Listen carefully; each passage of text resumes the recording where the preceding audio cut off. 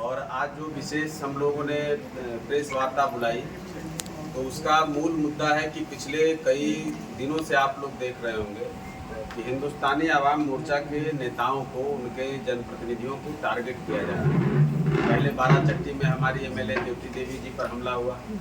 उसके बाद जब प्रशासनिक कार्रवाई हुई तो आपने देखा कि कैसे उस पर सोशल मीडिया में राष्ट्रीय जनता दल के समर्थित लोग, उनके लोग जो है किस तरह से आकर के जीतन राम मांझी जी को अनाप शनाप और अमर्यादित भाषा के साथ किस तरह की वार्ता लोग कर रहे थे। उसके ऊपर जब पुलिस ने संज्ञान लिया और कुछ लोगों की गिरफ्तारी हुई तो कल हमारे नेता अतरी में, गया जिले के अतरी में खीजर सराय में एक सिसवर गांव है, वहां पर एक स्कूल के कार्यक्रम में सभा कर रहे थे। वहां पर राष्ट्रीय जनता दल के कुछ अराजक तत्व आकर के, बल्कि उसके पीछे और कई लोग भी हैं जो अभी पुलिसिया कार्रवाई में, जांच में सामने आएगा। उसमें 2-3 गिरफ्तारियां भी हुई हैं और किस तरह से वो राष्ट्रीय जनता दल के जो लोग हैं, उनके समर्थित जो उनके कार्यकर्ता कह लें या उनके गुंडे हम कह लें, उन लोगों ने एक तरह से हिंदुस्तानी आवाम मोर्चा के नेताओं के खिलाफ, दलित वर्ग के नेताओं के खिलाफ, बाबा साहब भीमराव अम्बेडकर के मानने वाले नेताओं के खिलाफ एक मुहिम चला रखी है। और जिस तरह से हमारे नेता जीतन राम मांझी जी ने पूरे देश में दलितों की आवाज़ को मुखरता से उठाने का काम किया है, बिहार से बढ़कर के देश के संसद तक उनकी आवाज़ को पहुंचाने का काम किया है। और आज की तारीख में जो उनकी स्वीकारोक्ति बढ़ी है उससे उनके पेट में दर्द है। और चूंकि राष्ट्रीय जनता दल का शुरू से रहा है, जब से लालू काल आया बिहार में, तब से उन्होंने राम सुंदर दास जी, कली भोला पासवान शास्त्री जी, जगजीवन राम जी, ऐसे राजनेताओं के पीढ़ी को उन्होंने दफन कर दिया और एक ऐसी राजनीति को जन्म दिया जो उनका गुणगान करे, जो उनके यहाँ खाना बनाने का काम करे, जो उनका जूता साफ करने का काम करे, जो उनके यहाँ ढोलक बजाने का काम करे, जो उनका गुणगान करने का काम करे। वैसे लोगों को उन्होंने चिन्हित करके आगे किया और जिन लोगों ने भी राजनीति करने की कोशिश की वैसे लोगों की राजनीति को उन्होंने खत्म किया। आज भी वो वही काम कर रहे हैं। हमारे नेता जब जब मुखर होकर के गरीबों की आवाज़ बनते हैं तब तब उन पर हमले होने लगते हैं। हमारे राष्ट्रीय अध्यक्ष जी जब यात्रा पर निकलते हैं तब उनके पेट में दर्द होने लगता है। पिछली बार भी जब हमारे नेता संतोष मांझी जी गरीब संपर्क यात्रा कर रहे थे तब देखिए उन्होंने कैसे कैसे क्या किया। इस बार भी हमारे संतोष मांझी जी जब गरीब चौपाल कर रहे हैं, हर जिलों में जा रहे हैं, कल ही हम लोग सिवान में थे, तब फिर उनके पेट में दर्द शुरू होगा। और यही कारण होता है कि राष्ट्रीय जनता दल फिर इस तरह से हम लोगों पर हमलावर होता है।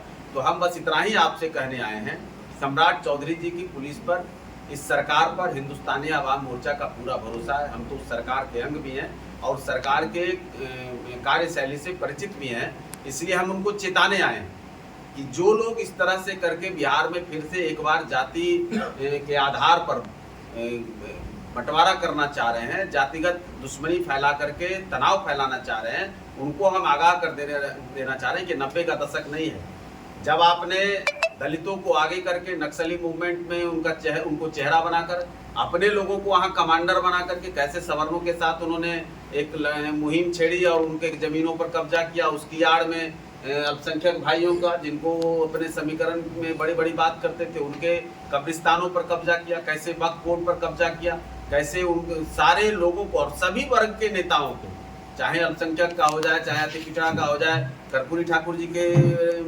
विरासत को मार दिया लालू प्रसाद यादव। किसी भी वर्ग से कोई लीडर पैदा नहीं हो, यही उनकी राजनीति है। और आज भी वो तेजस्वी यादव को, लालू प्रसाद जी का तो एक मिशन है किसी भी हाल में तेजस्वी प्रसाद को हम मुख्यमंत्री बनाए, जो होने से रहा। जब हम लोग उनके साथ गए तो उनका फिर से हम लोगों ने वही रवैया देखा। तब फिर जब से जीतन राम मांझी जी अलग हो गए उसके बाद से देख लीजिए उनका पतन चालू है। और उनको ये मालूम है कि जीतन राम मांझी, संतोष मांझी जिसके साथ रहेंगे सरकार उसी की बनेगी। अब कोई दाल गलने वाली नहीं है। तो व्याकुलता में, अकुलाहट में वो इस तरह का काम कर रहे हैं। तो हम बस यही चेताने आए हैं कि तेजस्वी यादव जी अपने लोगों को कहिए पजामे के अंदर रहें। अगर ज़्यादा व्याकुल होंगे तो फिर इलाज हम लोग भी करना जानते हैं। हम लोग ऐसा नहीं है कि आपसे डर से चुप करके बैठ जाएंगे। आपकी लंका में भी आग लगेगी। आप जो शीश मान में बैठ कर ट्वीट खेल कर और अपने लोगों के यहाँ से जिहाद करवा रहे हैं, इस तरह के काम करवा रहे हैं, तो जवाब आपको भी मिलेगा। आप भी घरों से निकलना फिर मुश्किल हो जाएगा। अगर जीतन राम मांझी जो जन नेता हैं, जो संघर्षों के दम पर यहाँ तक आए हैं, जिनका इतिहास पड़ा हुआ है, अगर उनको आप चाहते हैं कि वो घर में बैठ जाएं और वो सभा नहीं कर पाए, वो कार्यक्रम नहीं कर पाए, अगर वो करेंगे तो अपने लोगों से आप हमले करवाएंगे, तो आपको भी बिहार में निकलना मुश्किल हो जाए, आपको भी घरों से निकलना बंद कर देंगे। अभी भी जो मम्मी के घर में रहते हैं ना, वहां से निकलना बंद कर देंगे। हैसियत में रहिए। अब ये 90 का बिहार नहीं है, ये 2020 का 21 का बिहार है, जहां नीतीश कुमार जी से आगे बढ़कर के अब सम्राट चौधरी की सरकार है। ऐसे लोगों को हम अच्छे से जवाब देंगे। हम यही चैलेंज करने आए हैं। और 8 पॉइंट जो आप लोगों को हम लोग दे रहे हैं, हमारे नेता जीतन राम मांझी जी ने एक ट्वीट किया, जब वो कुछ बोलते हैं, एक तो उन्होंने कहा नहीं, आप लोगों ने देखा होगा कि कैसे एक जाति बिरादरी के नाम पर कि उन्होंने कहा कि इसको बिहार से बाहर चले जाना चाहिए, जबकि उन्होंने कहा था अपराधियों के बारे में कि अपराधी या तो अपराध छोड़ दें या तो बिहार छोड़कर चले जाएं। उसको कुछ लोगों ने ट्विस्ट कर दिया और फिर उसके आधार पर वो असल बात है कि उसको कराया गया। राष्ट्रीय जनता दल की जो टीम है, जो सोशल मीडिया टीम है, आप उसको उसके कार्यशैली को जानिए, कैसे आज कॉकरोच पार्टी बनाने वाले लोग उनके साथ हैं। वो जब से वो लोग इनके साथ आए हैं तब से यही काम। अब तो ये भी तेजस्वी यादव भी उसी राह पर है जिस राह पर राहुल गांधी के लोग चल रहे हैं और स्टालिन के लोग थे। तो एक उनके साथ जो राजनीतिक साढ़ू वाली रिश्ता इन्होंने बनाई है, तो उसके बाद इनका भी वही कारनामा हो गया है कि जहां कहीं भी कुछ होता है तो अपने सोशल मीडिया टीम को एक्टिव करके समाज में नफरत फैलाने का काम करते हैं। वहीं से नफरत फैलाया गया, वहीं से शुरुआत हुई और अब वो चाहते हैं कि इसी बहाने जीतन राम मांझी जी की विरासत को, उनकी पार्टी को, उनके चाहने वालों को, जो दलित उनके चलते आज एक मुखरता से हर जगह आगे आ रहे हैं, सबको दफनाने की कोशिश और सबको राजनीतिक रूप से मिटाने की कोशिश जो उनकी है, उसको हम अमली जामा किसी भी कीमत पर नहीं पहनने देंगे। और 8 पॉइंट हम आप लोगों को दे रहे हैं, जिसकी हम चाहेंगे कि तेजस्वी यादव जी बड़ा हंगामा करते हैं और हर चीज में जात को ले आते हैं। अपराधी पर अगर कार्रवाई हुई तो फला जाति का उसको टारगेट कर रहे हैं। अपराधी कोई घटना घटा रहा है, उसको अगर 2 दिन गिरफ्तारी में देर हो जाए तो सरकार उसका साथ दे रही है। अपराधी अगर उनकी जात का होगा तो वो हंगामा करेंगे उनको बचाने के लिए। अपराध अगर उनकी जात पर होगा तो वहां पहुंच जाएंगे। लेकिन अगर दूसरे वर्ग के लोगों के पास कहीं होगा, तेजस्वी प्रसाद यादव एक उदाहरण बता दें जहां किसी दलित की हत्या पर, जहां किसी अल्पसंख्यक की हत्या पर, जहां किसी अति पिछड़े की हत्या पर वो गए भी। अरे उनका तो छोड़ दीजिए, उनके साथ जो मुकेश सहनी जी हेलीकॉप्टर में मछली खा रहे थे, उनके पिताजी की हत्या के बाद भी तेजस्वी प्रसाद यादव नहीं गए। ये उनकी मानसिकता है, वो वही चाहते हैं। तो वो जो प्रोग्राम उनके लोगों ने सेट कर दिया, वो लाठी घुमाओ और तेल पिलाओ वाला, उसको हम लोग अब चलने नहीं देंगे। सम्राट चौधरी का डंडा चलेगा ना, उनकी पुलिस का डंडा चलेगा तो सब लाठी घर में बंद हो जाएगा। ये 8 पॉइंट हम आप लोगों को दे रहे हैं और हम चाहेंगे कि सम्राट चौधरी जी से भी कि तेजस्वी यादव जी की मंशा को जरा पूरा कर दीजिए। उसमें एक बड़ा चीज है कि हम राजद नेतृत्व से सवाल भी है कि आप अगर तेजस्वी प्रसाद यादव में हिम्मत है तो इसका जवाब दें।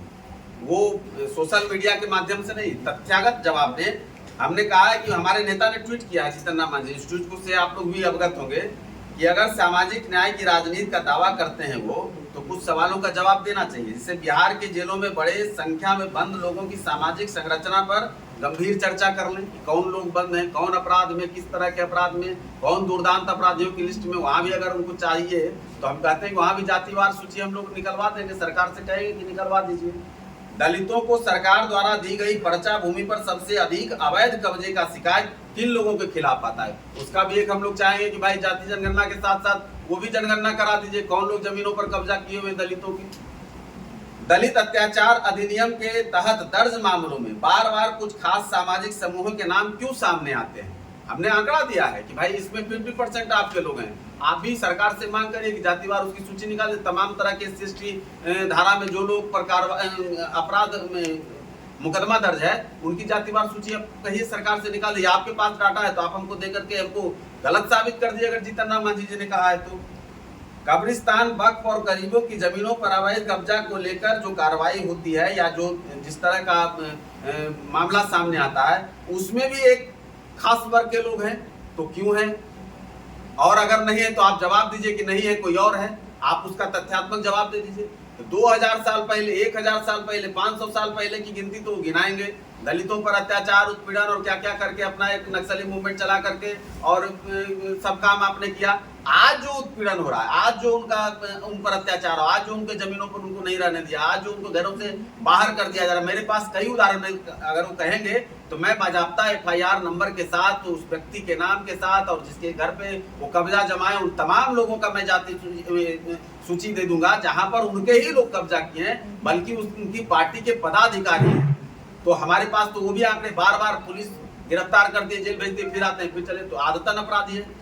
तो वैसे लोगों का हमने अगर सूची जारी किया, पेट में दर्द होने के बजाय और इस तरह से डेला चलवाना या कहीं हंगामा करवाना, इसके बजाय अगर हिम्मत है तो आप तथ्यात्मक जवाब दीजिए। आपके पास तो सोशल मीडिया की टीम है, रोज आपका दावा होता है, तो इस दावे को भी आप पलट करके जवाब दीजिए। अगर हैसियत है तो हम बस इतना ही कहने आए हैं और ये चेताने आए हैं कि अपने लोगों को रोक लीजिए, नहीं तो रोकना हमको आता है। आपका सीधा आरोप राजद कार्यकर्ताओं पे है, तो आप इसका दोषी राजद के किस नेता को मानते हैं कि आपके नेताओं पर हमले हो रहे हैं, ईंट पत्थर चलाए जा रहे हैं? अच्छा, अगर आप जिस चैनल में काम करते हैं, आप उसका लोगो लेके घूम रहे हैं और आपके माध्यम से वो चीज़ प्रचारित होगा और वो चैनल पे चलेगा, दिखेगा, तो क्या उसके ऑनर पर आरोप नहीं लगेगा? क्या उसके मालिक पर नहीं लगेगा कि वो चलवा रहे हैं? आपका तो कौन लोग चलवा रहे हैं, कौन लोग वहाँ हैं, किनके झंडे किनके डंडे लेकर घूम रहे हैं, ये तो सर्वविदित है। आपका सीधा आरोप तेजस्वी पर है कि तेजस्वी के शहर पर ही इस तरह के हमले और ईंट पत्थर चले? बिल्कुल उनके और उनके लोगों के इशारे पर उनके स्थानीय गुंडे जो हैं, स्थानीय जो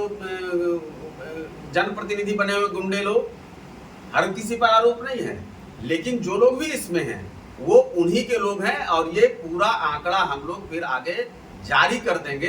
तमाम तरह के अपराध जिस पर FIR हुआ है, किस वर्ग पर FIR हुआ है और कौन लोग उसमें नामजद हैं, ये पूरा सूची हम जारी करेंगे और उनका संबंध किस पार्टी से, ये भी जारी कर देंगे। लेकिन हम मौका दे रहे हैं कि तेजस्वी प्रसाद जी, हमारे नेता जीतन राम मांझी जी के सवालों का तथ्यात्मक जवाब, आंकड़ों के साथ जवाब दे दें, उसके बाद हम प्रतिवाद उनका करेंगे। सर, आपने कहा कि किस वर्ग के लोग हैं, साथ में आपने जिहाद का जिक्र किया, क्या सीधा निशाना आपका यादवों और मुसलमानों से है? नहीं, कौन कहा? हमने तो कहा अल्पसंख्यकों की जमीनों पर कब्जा है, बागपुर की जमीनों पर कब्जा है, एक शब्द है। अब उसको आप उस रूप में मत जोड़िए। जिहाद का अर्थ क्या है? जिहाद मतलब होता है किसी के खिलाफ भड़का करके एक आप ये कराना चाहते हैं। तो हमने उस पर कहा, कुछ जो बहुत सारे आपको दिख रहा होगा कि जो अभी कल की घटना हुई उसमें कोई एक नाबालिग भी है, तो छोटे छोटे बच्चों के दिमाग में जो आप डाल रहे हैं और उनके दिमाग में जो नफरत पैदा कर रहे हैं जीतन राम मांझी के खिलाफ, इतनी चीजें आ गई। उनके लोग जो उनकी पार्टी का लोगो लेकर के चला रहे हैं, क्या तेजस्वी प्रसाद यादव या उनके किसी प्रवक्ता ने इस पर एक अपोज किया? क्या किसी ने रोकने का प्रयास किया? क्या किसी ने उसको डिफेम किया? क्या किसी ने अपने तरफ से उसके लिए माफी मांगी? राजद का एक तो आपकी चुप्पी बताती है कि आपकी सहमति है, ये क्लियर है। एक और सवाल हमारा रहेगा सर कि एक तरफ आप लोग कहते हैं कि सुशासन की सरकार है, दूसरी तरफ आप खुद कह रहे हैं कि हम अगर ऐसा होगा तो हमारी पार्टी के लोग भी हम लोग आपको निकलना मुश्किल कर देंगे। तो क्या लगता है बिहार के प्रशासन पर आपका भरोसा नहीं है? आप लोग खुद मोर्चा खोल रहे हैं। हमने कहा अगर जैसे पुलिस तो कार्रवाई कर रही है, आधे घंटे के अंदर अपराधी पकड़े गए, कोई 24 घंटे के अंदर अपराधी पकड़े, तो पुलिस तो अपना काम कर रही है। लेकिन वो अगर ऐसे ही करते, देखिए वो तो आदतन अपराधी है ना। 8 साल लालू यादव जेल में रह करके आए, लेकिन वो मानने को तैयार नहीं है कि हम भ्रष्टाचार के, हम कहेंगे कि हमको फंसा दिया।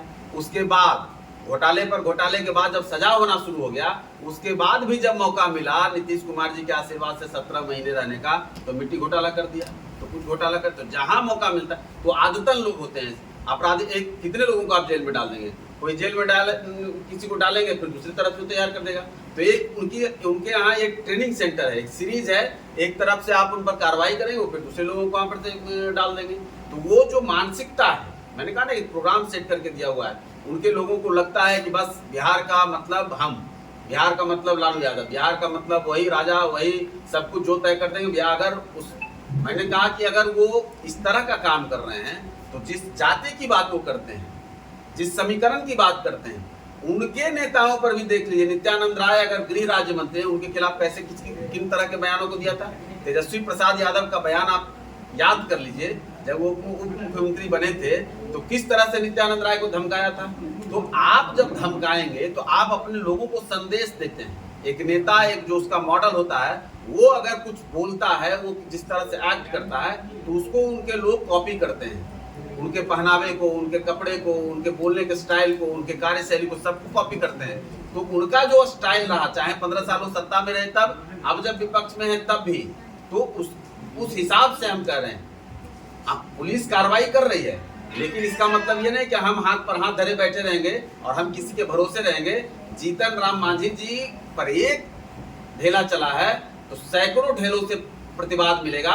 हम सुभाष चंद्र बोस के भी मानने वाले हैं, ईंट का जवाब पत्थर से देंगे, छोड़ेंगे नहीं। सर, मेरा एक सवाल रहेगा, जिस प्रकार से यादवों को लेकर जीतन राम मांझी ने टिप्पणी किया, हालांकि आप कहते हैं कि उन्होंने यादवों को लेकर टिप्पणी नहीं किया, तो